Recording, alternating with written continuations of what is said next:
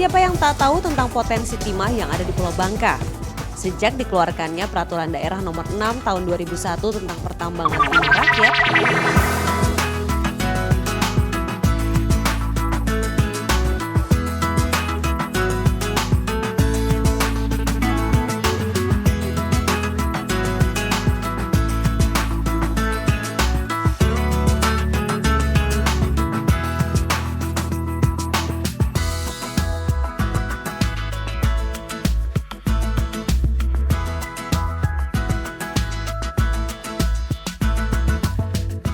bagaikan dua sisi mata uang, timah memang merupakan salah satu roda perekonomian di Bangka.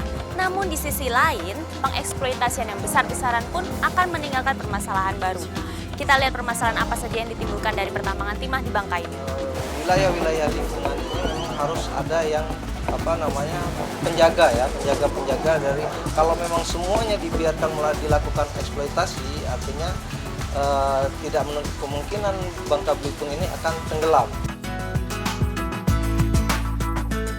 setiap aktivitas penambangan pasti tak akan lepas dari persoalan lingkungan hidup, baik secara fisik maupun sosial. Namun bila penambangan ini dikelola secara maksimal, maka tingkat kerusakannya bisa diminimalisir. Siapa yang tak tahu tentang potensi timah yang ada di Pulau Bangka?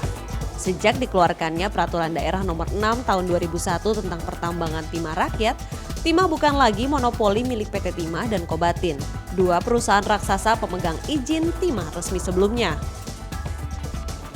Dalam sekejap, singkatan dari tambang inkonvensional milik rakyat ini berkembang bak jamur di musim hujan. Sebenarnya ada dua macam ya jenis tambang rakyat itu, yang dikelola sendiri oleh masyarakat dan yang dikoordinasikan atau bermitra dengan perusahaan pertambangan.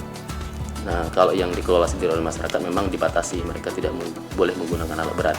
Tapi kalau pada kondisi mereka bermitra dengan perusahaan pemegang KP, maka penggunaan alat berat tersebut dikoordinir oleh pemegang kuasa pertambangan. Jadi bisa saja tambang rakyat menggunakan alat berat tapi dikoordinir oleh pemegang kuasa pertambangan. Aktivitas penambangan ini pun menimbulkan beberapa akibat yang cukup mengganggu. Misalnya, lubang-lubang besar bekas pertambangan yang sering disebut kolong.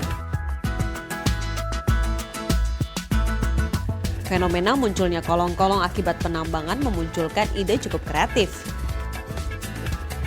Pemda setempat menyulapnya menjadi tempat persediaan air minum PDAM, perikanan, hingga peternakan bebek packing yang cukup menghasilkan.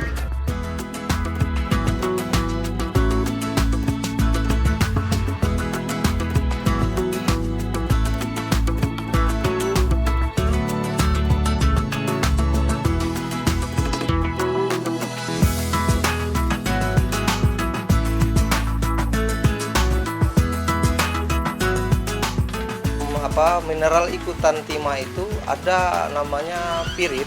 Pirit itu ada campuran besi sama tembaga. Itu memang ketika dia terkontaminasi dengan udara maupun dengan air hujan, ini akan menimbulkan asam. Nah, asam-asam ini juga akan menimbulkan logam berat yang mungkin akan menimbulkan dampak lingkungan yang juga sangat merugikan bagi kesehatan masyarakat. Pendapat ini disanggah oleh Ferry.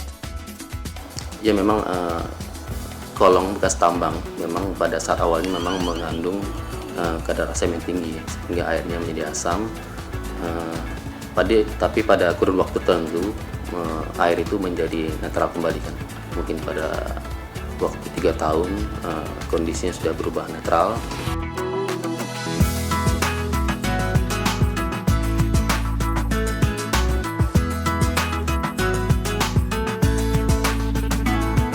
Padahal menurut Yudo, asam yang terdapat di dalam kolong ini baru akan menjadi netral setelah lebih dari 200 tahun.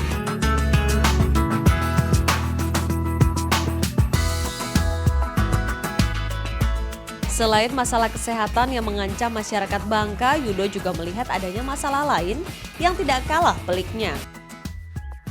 Cuma kalau endapan-endapan ini dibiarkan, pertama persoalan memang ekosistem ya, ekosistem dari wilayah-wilayah pantai, kemudian wilayah-wilayah muara maupun wilayah-wilayah itu nanti akan sangat berpengaruh terhadap perkembangbiakan biota-biota laut. Apakah para penambang yang telah mengeruk keuntungan itu memiliki kewajiban untuk memperbaiki kerusakan yang telah mereka perbuat?